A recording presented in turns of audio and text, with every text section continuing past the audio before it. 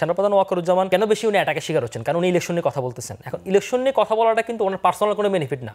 ধরুন গণতান্ত্রিক প্রক্রিয়ায় ফিরে যাওয়া, এটাই তো না, তার চেয়ে আমি আরেকটা বড় সিগনিফিকেন্ট জিনিস দেখি। ধরুন হচ্ছে কি, ধরুন আপনার আজকে সে ফর এক্সাম্পল ধরুন বিএনপি ক্ষমতা আসলো বা এনসিপি ক্ষমতা আসলো বা হোয়াট এভার XYZ ক্ষমতা আসলো, আসার পরে মানে ওয়াকারুজ্জামানের কি লাভ? ধরুন উনি তো সেনাবাহিনীর প্রধান, ওনার টার্ম শেষ হলে উনি চলে যাবে, বা যদি নতুন সরকার আসে নতুন কাউকে সেনাপ্রধান করে উনি চলে যাবে।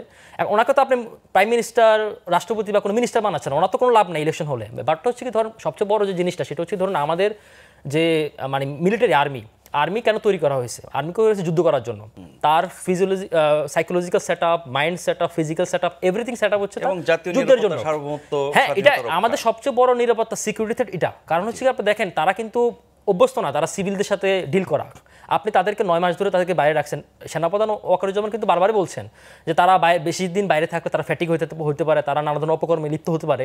তো ধরুন এখন তাদেরকে আমরা দ্রুত সময় ব্যারাকে ফিরে নিতে যেতে চাই। এখন তারা যে ব্যারাকে ফিরে যাচ্ছে না, এটা তো বাংলাদেশের বড় সিকিউরিটি থ্রেট। তা আমাদের যে সিকিউরিটি উপদেষ্টা তিনি তো এই বিষয়ে কোনো কথা বলতেছেন না, তিনি তো এই বিষয়ে তার কোনো বিবৃতি নাই। ধরুন আমরা তো এখন অরক্ষিত না, আমাদের সেনাবাহিনীর লোকজন, আমাদের তো অত কিছু আছে মিশনে, কিছু এখন বাইরে ঘোরাফেরা করতেছে, আপনি এদেরকে নিয়ে গার্ড দিচ্ছেন, এই করতেছেন, সে করতেছেন, মব ঠেকাচ্ছেন, মব করাচ্ছেন।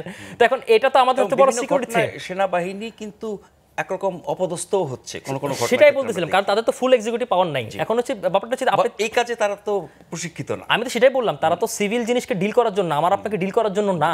ব্যাপারটা হচ্ছে ধরুন আমার আপনার আজকে কোনো সমস্যা সমাধানের জন্য তো আমার পুলিশ আছে, আমি জিডি করতে যাব, আমি মামলা করতে যাব, হঠাৎ যা কিছু করবো, আমি তো আর্মির কাছে যাব না। এখন তাদেরকে যদি আপনি এই সিস্টেমে অভ্যস্ত করে ফেলেন তাহলে তো আমাদের ক্যান্টনমেন্টগুলো অরক্ষিত হয়ে যাচ্ছে। আর যেখানে আপনি করিডোর নিয়ে কথা বলতেছেন, আপনি বৈদেশিক, আবার কিন্তু ডক্টর ইউনূস একবার বলেছিলেন যে আমাদের কিন্তু যুদ্ধের জন্য প্রস্তুত থাকতে হবে। কিসের যুদ্ধ? আমার সামনে তো কোনো যুদ্ধ নাই। ওই তুষার যেটা বলতেছিলেন, আমরা শান্তিপ্রিয় দেশ, আমরা তো কারোর অ্যাটাক করতেছি না। তো আমাদের কেন আপনি এই ধরনের কথাবার্তা বলছেন? কেন আমাদেরকে মানুষকে ট্রিগার করতেছেন? এগুলো তো ট্রিগার করার কোনো মানে দেখি না। তো বরং সিকিউরিটি থ্রেট যেটা হওয়ার কথা সেটাতে আপনি ফোকাস না করে এখন আপনি আজকে মিটিং করছেন, কি করছেন, আমরা তো সেটার কোনো ব্যাখ্যা জানি না।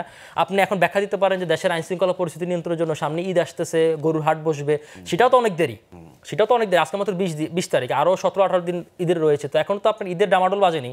তো এখন এগুলো করে সরকার আসলে কি করতে চায়, কি ধামাচাপা দিতে চায়, বা আসলে সরকারের অন্য কোনো হীন উদ্দেশ্য আছে কিনা সেটা তো আমরা ক্লিয়ার না। বাট আমরা আমাদের খালি চোখে যেটা দেখতেছি সেটা হচ্ছে কি, ধরেন সরকার যে সিকিউরিটিতে ফোকাস করার কথা সেটাকে ফোকাস না করে সরকার অহেতুক কিছু জিনিস মানুষকে ব্যস্ত রাখার চেষ্টা করছে। এবং যে ব্যস্ত রাখার জন্য মূল তারা হচ্ছে যে আসলে আপনি ইলেকশনটাকে প্রলম্বিত করতে চান, এবং আপনি ইলেকশন যাতে মানুষ কথা না বলে, ইলেকশন না বলে আপনি আপনার ক্ষমতাটাকে ভোগ করতে চান।